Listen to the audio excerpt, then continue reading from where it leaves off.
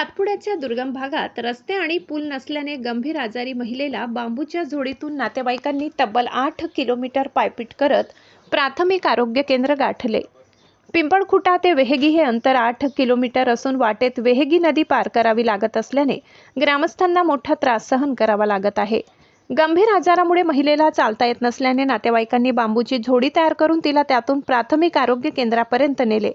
वेहेगी नदीवर पूल नसल्याने ग्रामस्थांना रुग्णालय, दळणवळण आणि दैनंदिन गरजांसाठी जीव धोक्यात घालून नदी पार करावी लागत आहे.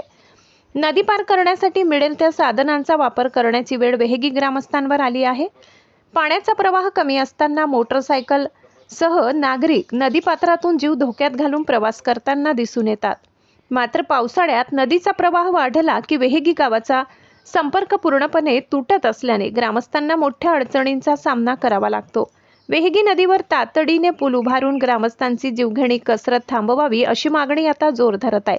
आदिवासी आवाज न्यूज नंदुरबार जिल्हा चॅनलला सबस्क्राईब करा.